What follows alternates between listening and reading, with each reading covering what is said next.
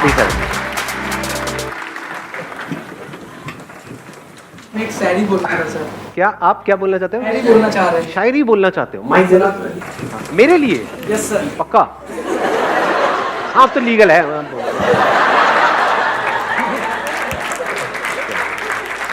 Sir ये मेरे लिए बहुत स्पेशल दिन है कि मैं आपके सामने खड़ा हूँ, लेकिन मैं आपके लिए शायरी डेडिकेट करता हूँ। वो याद नहीं करते हम भुला नहीं सकते, वो हंस नहीं सकते हम रुला नहीं सकते, हमारे संदीप सर इतने महान हैं कि वो हम बता नहीं सकते और आप जता नहीं सकते। क्या बात है!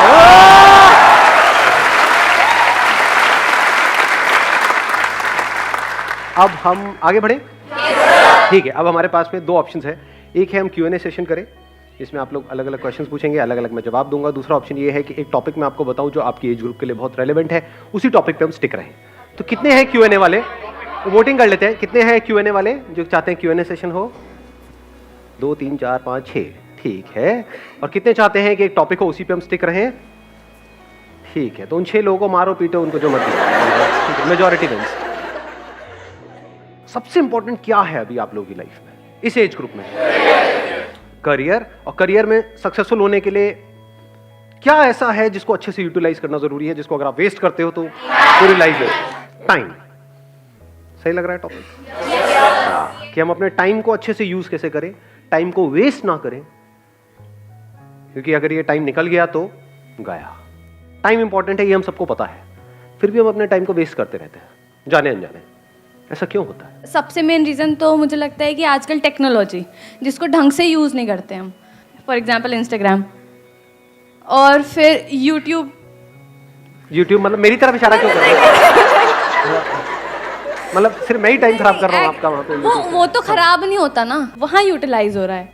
So what you are saying is कि एक जो सबसे बड़ा रीजन आ रहा है निकल करके, दैट इज टेक्नोलॉजी। यानी अगर टेक्नोलॉजी को भी और स्पेसिफिक किया जाए, सोशल मीडिया।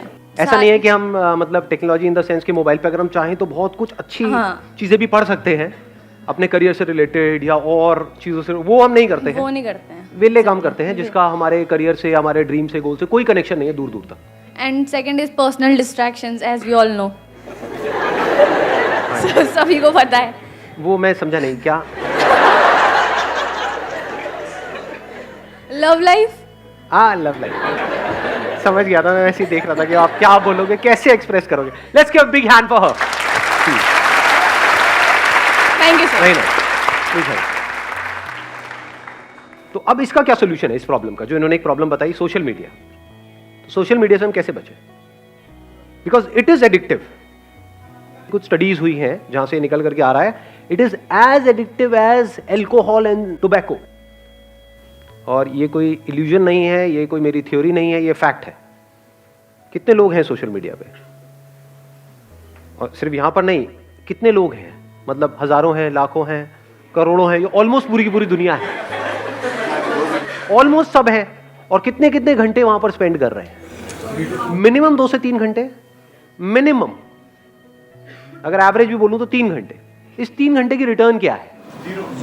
जीरो है, माइनस में है। इस सच को देख पा रहे हो? क्यों मैं ये कह रहा हूं माइनस में है? जीरो होती तब भी कोई दिक्कत नहीं थी, मतलब जीरो का मतलब हो गया न्यूट्रल, ना कुछ आया ना गया।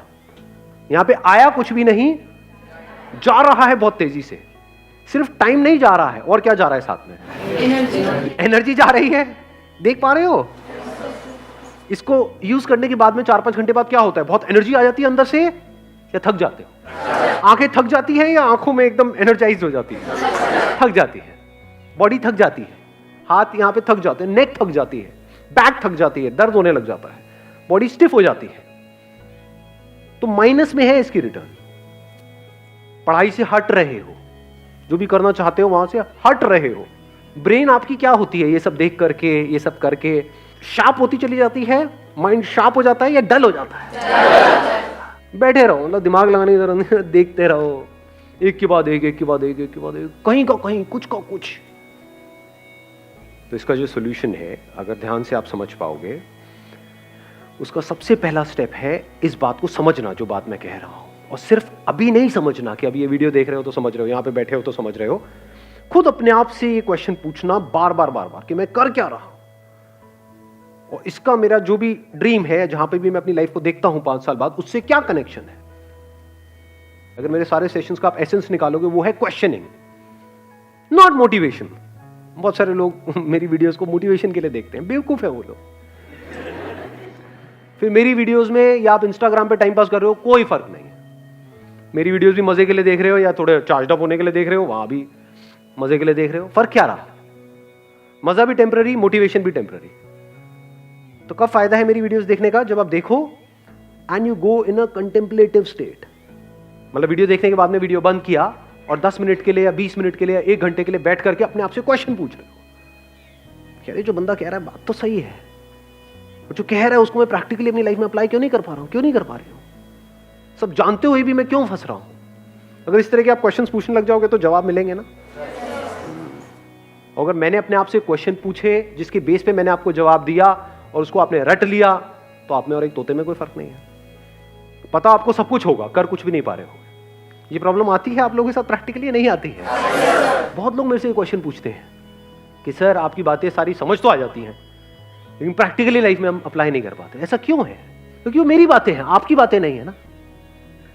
आपकी बातें कैसे बनेंगी? उसका पहला स्टेप क्या है? क्वेश्चन पूछना। किससे क्वेश्चन पूछना? अपने आप से। दिन में कितने घंटे या कितने मिनट आप अपने आप से बैठ करके क्वेश्चनिंग करते हो? सच बोलो। जीरो। ये प्रॉब्लम की सारी जड़ है। क्वेश्चनिंग ही तो फर्क है आप में और एक जानवर में, एक गली के कुत्ते में और आप में फर्क क्या है? कभी सोचा है अपने आप से बैठ? थोड़ा कड़वा तो नहीं लग रहा? मैं कई बार बोलता तो हूं इतना स्ट्रांगली, मेरे को खुद को अजीब लग रहा होता है, लेकिन कई बार ये चीजें जरूरी होती है। सो अगर हम मिल करके क्वेश्चनिंग करें और सिर्फ यहां पर ना करें, इसके बाद भी करें, इसके बाद भी आप ये क्वेश्चनिंग करो, तब आपकी लाइफ का कंट्रोल आपके हाथ में आने लग जाएगा। ये बातें जो अभी हम कर रहे हैं ये थोड़ी देर तक याद रहेगी, उसके बाद में सब भूल भाल जाओगे। ये प्रैक्टिकल बात है। जैसे ही वापस से अपनी उस हैबिट में जाओगे, जो हैबिट आपको पड़ी हुई है पिछले कुछ सालों से, तो सारी बातें भूल जाओगे, उसकी तरफ खींचे चले जाओगे और फिर वो आपको ओवर पावर कर लेगा, आपकी ब्रेन को, और आपकी ब्रेन आपकी बॉडी को कंट्रोल करेगी। आप चाह करके भी अपने आप को रोक नहीं पाओगे। ये होने वाला है। ये सेशन खत्म होते ही यही होगा। देख लेना अभी वापसी में आप लोग, बहुत सारे लोग तो साथ में जा रहे होंगे, मेट्रो में बैठे होंगे, लगे होंगे सब कुछ वही हो रहा होगा जो हो रहा था। जो आप कर रहे थे यहां पर आते वक्त, वही जाते वक्त हो रहा होगा। Real problem procrastination. क्या रियल प्रॉब्लम प्रोक्रेस्टिनेशन है, या रियल प्रॉब्लम ये है कि एक सेंस ऑफ अर्जेंसी हमारे अंदर नहीं है? Do you have that sense of urgency कि यार मेरा टाइम निकल रहा है, मुझे कुछ करना है? अंदर से ये आग लगी हुई है। सच बोलो अपने आप से। Do you have that fire? अगर होगी तो फिर तो ये सोशल मीडिया पे हावी हो ही नहीं सकता ना। ये आपको ओवर पावर नहीं, कुछ भी आपको ओवर पावर नहीं कर सकता। डिस्ट्रैक्शन जीरो हो जाते हैं। मैं क्या करता हूं प्रैक्टिकली, मेरा फोन है किसी के पास में? मेरा किसके पास में दिखाना है? सबसे महंगा फोन है वर्ल्ड का, उससे ऊपर कोई है ही नहीं। ये मेरा प्यारा सा फोन है। अरे उल्टा था। Largest screen, best touch, 1000 pixel camera. कुछ है ही नहीं, क्या करोगे? ये मेरा फोन है, बट मेरे पास में एक और फोन भी है। वो अपने पास में नहीं रखता हूं वाला फोन, मेरे पास में ये वाला फोन रहता है। बट कभी कुछ इंपॉर्टेंट काम करना है, कोई एकदम से ईमेल आ गई है, कुछ आ गई, तो उस फोन को मैं ऑन करता हूं, फटाफट से वो काम करता हूं, ऑफ करता हूं, रख देता हूं। अब ये किसने किया है? मैंने किया है, अपने लिए किया है, जबकि मेरे को इसकी जरूरत नहीं है। अगर एक्चुअल में आप समझोगे तो आप किस लिए करना चाह रहे हो? अपने करियर के लिए। जबकि एक्चुअल में देखा जाए तो कौन है यहाँ पर जो कहेगा कि मेरा करियर बड़ा कमाल का सेट हो गया है जी, मैंने कर लिया जो कुछ करना था मुझे लाइफ में फाइनेंशियली? है कोई? एनीबडी? मैं तो हूं। करियर में जहां तक भी आप जो भी सोच सकते हो उससे बहुत बड़ा कुछ मैं ऑलरेडी कर चुका हूं। अगर आज मैं पूरा दिन भी बैठ करके मोबाइल पे टाइम पास करता रहूं, मुझे फाइनेंशियली कोई फर्क नहीं पड़ने वाला है, फिर भी कर रहा हूं। और आपको करना चाहिए, फिर भी आप नहीं कर रहे हो ना। घोचू ये होते हैं प्योर घोचू, तो कोई इंप्योरिटी है ही नहीं। समझे? करना किसको चाहिए, कर कौन रहा है? मतलब मुझे एक्चुअल में इसकी जरूरत नहीं है, फिर भी मैं कर रहा हूं। क्यों? सोचो, थोड़ा सा दिमाग लगाओ। Importance of time. Importance of time. Time किसके लिए इंपॉर्टेंट है? आपको पता है कि हाँ, एक मिनट, इन्होंने बड़ी अच्छी बात बोली। इंपॉर्टेंस ऑफ टाइम मेरे को क्लियर है, और जो अपना टाइम खराब कर रहे हैं उनको क्लियर नहीं है। ऐसे लोगों को जानते हो जो सुबह से रात तक बस बैठे रहते हैं, टाइम पास करते रहते हैं। क्यों क्यों करते हैं? थियोरेटिकली तो उनको पता है टाइम इंपॉर्टेंट है, बट उनके सारे एक्शंस कह रहे हैं कि उनके लिए टाइम इंपॉर्टेंट नहीं है। क्यों? क्योंकि उनको कुछ करना ही नहीं है जिंदगी में। हाँ, बोलते हैं कि मेरे को ये करना है, एक्चुअल में कुछ नहीं करना। लाइफ में एक ऐसा पर्पस चाहिए जो इतना बड़ा हो कि आपको 1 मिनट के लिए भी चैन से बैठने ना दे। तो अब आप यहां से जवाब देख सकते हो कि मेरे लिए टाइम इंपॉर्टेंट क्यों है। बिकॉज मेरी लाइफ का एम क्या है, गोल क्या है? कोई गोल नहीं है। देयर इज एब्सोल्युटली नो गोल। जितने गोल्स थे वो मैंने अचीव कर लिए हैं। अभी भी क्यों टाइम को वेस्ट नहीं कर रहा हूं? बिकॉज पर्पस है। वो पर्पस क्या है कि इस इंसान होने का जो मतलब है, यानी I got this body, I got this brain, mind, this way of thinking, intellect, ये सब है ना, ये मेरे पास में है ना, इसकी जो हाईएस्ट पॉसिबिलिटी है उसको अचीव करना है मुझे। सर, ये जो आपके क्वेश्चंस और ये सारी जो चीज़ें हैं, मतलब कि आप बढ़ चुके हैं आगे from financial freedom, you have achieved the financial freedom, उसके बाद आप ये सब सोच पा रहे हैं।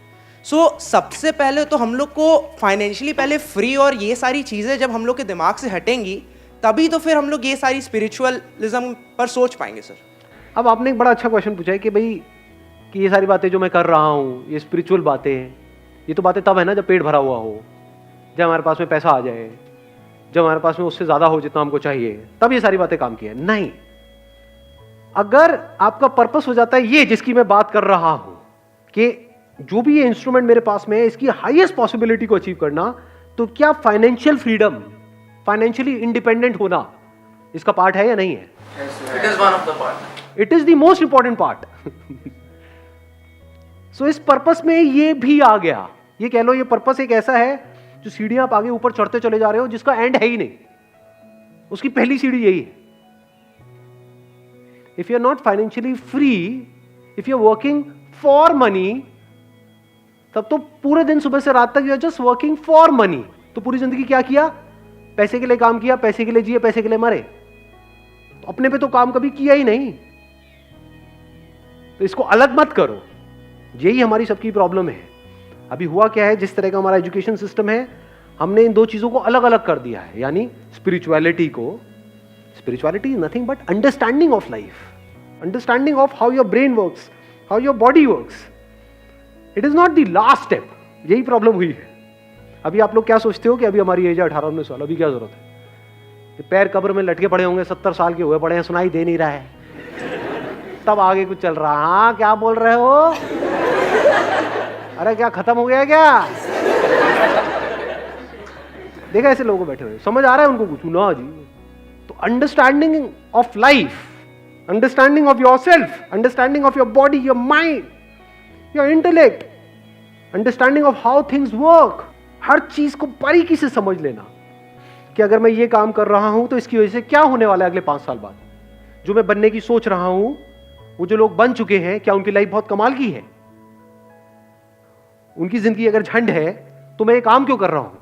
मैं अपने 5 साल क्यों खराब करने वाला हूं? वहां पे दिमाग लगाना इंपॉर्टेंट है कि मैं एक्चुअल में फाइनेंशियली फ्री कैसे हूं। फाइनेंशियल फ्रीडम का मतलब क्या है कि आने वाले 10 साल बाद मैं फाइनेंशियली फ्री हो जाऊंगा या हो जाऊंगी। उसके बाद जिंदगी में कभी भी मैं पैसे के लिए काम नहीं करूंगा। ये हमारा गोल होता है, या होता है कि बस किसी तरीके से मेरे पास में इतना पैसा आ जाए कि वहां से ये हो जाए। उसके आगे हम सोचते ही नहीं है, बहुत छोटा सोचते बहुत छोटा सोचते हैं। मतलब उसमें एनर्जी कहां है, उसमें जान कहां है, उसमें पावर कहां है? तो जब गोल बनाना ही है इस एज में, तो ढंग का बनाओ ना। ढंग का गोल का मतलब क्या है ढंग का गोल?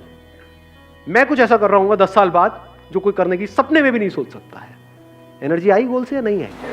मजा आ रहा है गोल सुनने में? नहीं आ रहा है। तो जब ऐसे हम गोल सेट करते हैं तो एक तो नंबर 1 एनर्जी आ जाती है, और नंबर 2 अब आप टाइम वेस्ट कर ही नहीं सकते क्योंकि आपका गोल औरों के गोल से बहुत बड़ा है। गोल छोटा मोटा हो तो you can afford to waste time, you can afford to kill your time. अगर गोल बड़ा हो तो नॉट पॉसिबल जी, टाइम ही नहीं है। अब तो दिन में 1-1 मिनट इंपॉर्टेंट है। सर जो जॉब कर रहा है वो फाइनेंशियली फ्री कैसे होगा? क्यों नहीं हो सकता? अब ये भी एक बहुत बड़ा मिथ है कि जो जॉब कर रहा है वो फाइनेंशियली फ्री कैसे होगा। सुंदर पिचाई का नाम सुना है आपने? कितना कमाते हैं वो? 350 करोड़। 350 करोड़ पर मंथ या पर ईयर? जो भी है, कम नहीं है। 350 करोड़ कम होता है क्या? बहुत ज्यादा होता है। तो जॉब और बिजनेस बीच में कहां से आ गया? फाइनेंशियल फ्रीडम का मतलब अच्छे से समझ लो, मतलब आपको पैसे के बारे में ना सोचना पड़े। आप ये चीज़ें उनको बताओगे कि मेरा गोल ये है कि मैं बस पैसे वैसे नहीं कमाना चाहता, एक टाइम पे फ्री होना चाहता हूँ। मतलब हम उनको बोले कि हमारे लिए पैसा इतना मैटर नहीं करता। क्यों नहीं करता? पैसा तो मैटर करता है। अरे यार ऐसे मत करो ना आप लोग, मतलब कैसे समझाऊं मैं आप लोगों को, मुझे समझ नहीं आता है। अरे पैसा बहुत मैटर करता है। फाइनेंशियल फ्रीडम का मतलब क्या है? कि आपके पास में बहुत पैसा है, तभी तो आप पैसे से फ्री हुए। आप एक काम कर रहे हो जहां पे आप महीने का 20,000 रुपए कमा रहे हो और आपके घर का रेंट है 25,000 रुपए, तो फाइनेंशियल फ्रीडम टट्टू।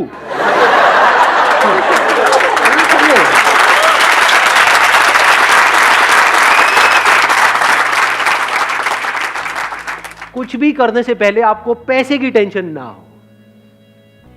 मतलब अगर आप किसी रेस्टोरेंट में जाओ तो आप राइट साइड में ना देखो, लेफ्ट साइड में देखो। सिंपल करता हूं।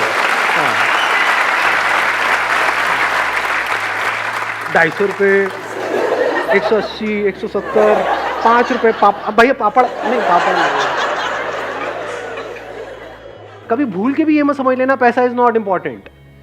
अगर पैसा नहीं है आपके पास में तो ये सारी बातें जो मैं कर रहा हूं वो सब बेकार है। मैं क्या कह रहा हूं, गोल सेट करना ही है तो ढंग का गोल सेट करो ना। Discover the highest possibility, the highest potential of this.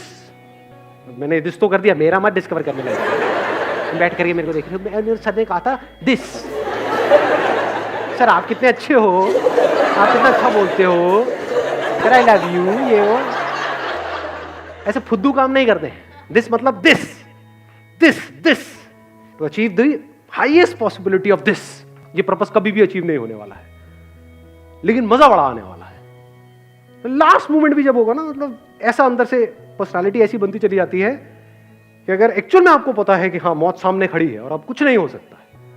एक बिल्डिंग में हो और पता है भूचाल आ रहा है, अब जब तक बाहर जाएंगे तब तक तो कांड ही हो जाएगा। बैठ करके देख रहे हो सब कुछ हिल रहा है, मरने वाले हैं, मरो, उसको भी देख रहे हो। So that is part of this purpose.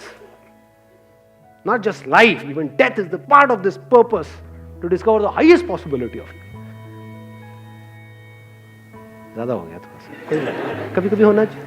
Wish you all the very best. Thank you so much for coming.